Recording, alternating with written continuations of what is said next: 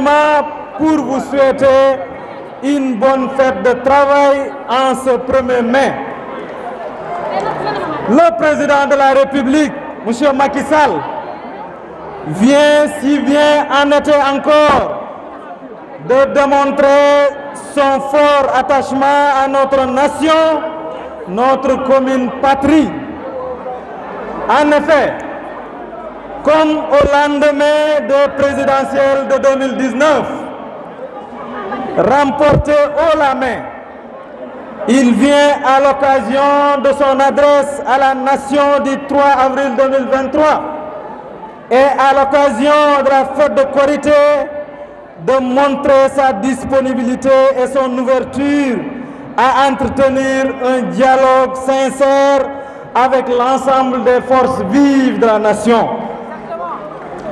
Cette posture du président de la République ne surprend guère pour qui connaît l'homme, connaît son humanisme et son attachement aux valeurs fondamentales et fondatrices de notre chère République. C'est d'ailleurs cet homme qui a très tôt clamé sa préférence à la patrie au détriment du parti. C'est cet homme profondément ancré dans les valeurs de la paix, de la stabilité et de la concorde nationale qui a toujours posé des jalons de construction d'une nation apaisée et prospère. Nous restons convaincus qu'un bon chef d'État, très au fait de la géopolitique mondiale et des défis multiformes qui assaillent notre République, cet appel au dialogue ne peut qu'être bénéfique aux populations sénégalaises en général et à la classe politique en particulier. En guise de rappel, il est important de savoir que c'est le président Macky Sall qui a institutionnalisé l'appartenance des ressources naturelles au peuple sénégalais. Comme c'est lui qui a institutionnalisé la journée nationale du dialogue pour un certain 28 mai. Mesdames et messieurs, chers journalistes, nous voudrions rappeler aux amnésiques et aux autres nihilistes que le dialogue national de 2019 a produit d'excellents résultats. En effet, les grandes percées de l'opposition politique aux dernières locales et législatives sont tributaires d'un certain nombre de consensus obtenus à l'occasion du dialogue initié par le chef de l'État, M. Macky Sall.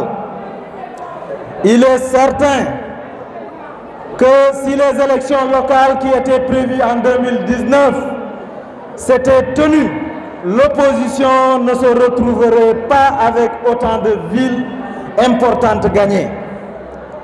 Comme il est certain que si le parrainage, filtre démocratique, n'était pas supprimé pour les locales, l'opposition n'allait point se retrouver avec ces résultats du fait d'un manque de préparation évident. En effet, le report obtenu, combiné à la suppression du parrainage, pour ces joutes électorales ont favorisé une percée significative de l'opposition.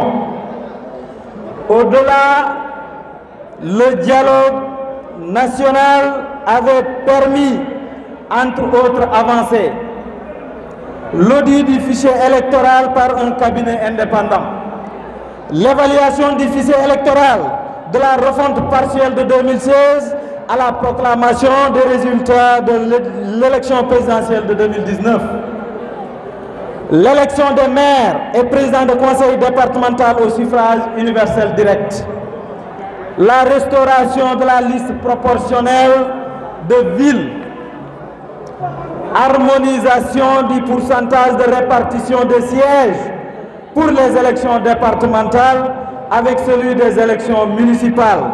Donc 45% du scrutin de liste majoritaire et 55% au scrutin de liste proportionnelle.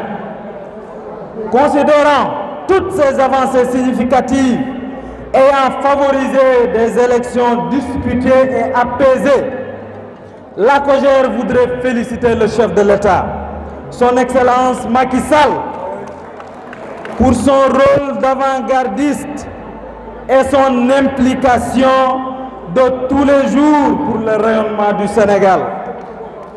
Ces résultats, très palpables, constituent en effet un véritable camouflet, pour ne pas dire une vilaine balafre sur les joues de cette classe d'acteurs nihilistes à suer.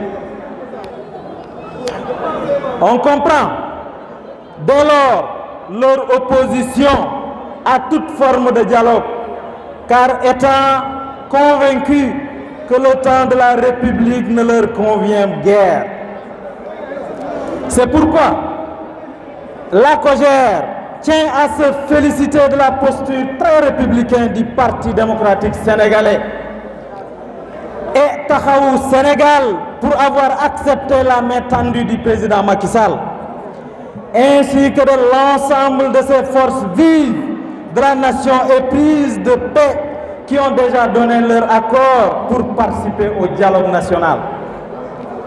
Dans le même sillage, la convergence des jeunesses républicaines invite les éternels nihilistes et autres populistes à se saisir de cette énième opportunité républicaine qui leur est offerte pour se ressaisir et se conformer au bon vouloir de vivre commun des Sénégalaises et Sénégalais. La COJER tient cependant à exprimer de façon claire et ferme que la question du deuxième quinquennat du président de la République ne saurait être un point de négociation, encore moins une condition de participation ou de tenue du dialogue. Il en est de même pour tous les dossiers en cours dans les différentes juridictions de notre pays.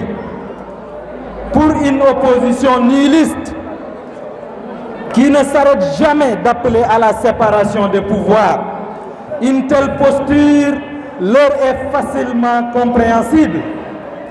Chers camarades de la COJER, je salue la bonne dynamique au sein de la COJER au plan national et me réjouis de constater que l'unité a été retrouvée ici à Dakar. Cela augure de lendemain victorieux pour notre parti et notre coalition Benno Bokk Yakaar. Je remercie tous les jeunes de la COJER des 46 départements pour la forte présence et la détermination à continuer avec son excellence l'aventure, parce que son excellence est l'espoir de toute une nation. Ainsi, j'ai le plaisir de vous informer de l'organisation dans la première quinzaine du mois de juin de notre grande université républicaine.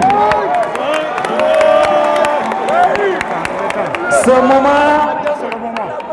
moment unique de rencontre entre le président de la République et sa jeunesse sera pour toutes les jeunesses républicaines une occasion de lancer le compte à rebours pour le second quinquennat du président Macky Sall.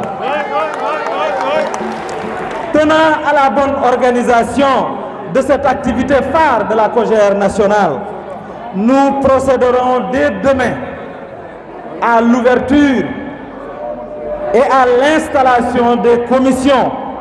Et je souhaiterais que chacun de vous puisse apporter sa contribution décisive pour faire de cette UR un rendez-vous républicain entre le président et sa jeunesse. Oui, chers camarades, ce quinquennat qui s'annonce est celui de la jeunesse et des générations futures.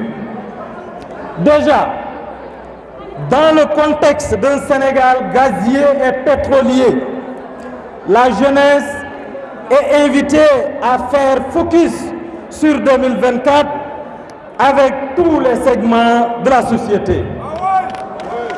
Mes chers camarades, nous sommes à la croisée des chemins et nous sommes des dépositaires des bienveillantes réalisations de son Excellence le Président Macky Sall.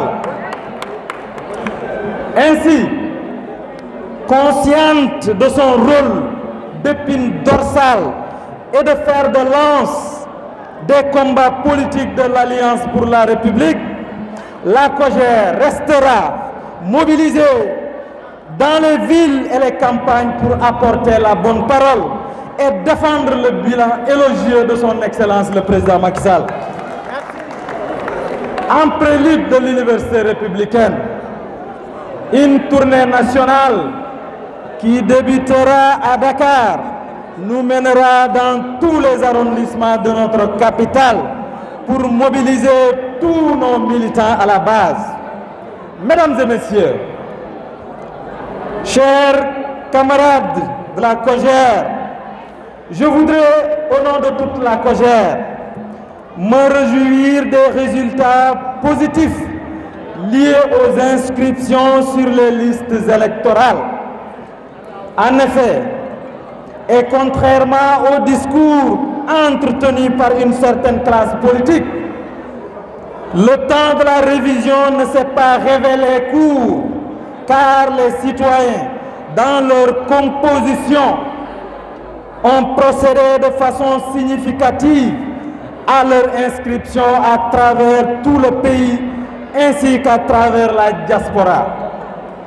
La COJER tient à féliciter et remercier tous les partis membres de la grande coalition Benno Bokk Yakaar, la coalition gagnante, pour leur engagement permanent derrière le président Macky Sall et leur disponibilité toujours renouvelée au dialogue et à la concertation.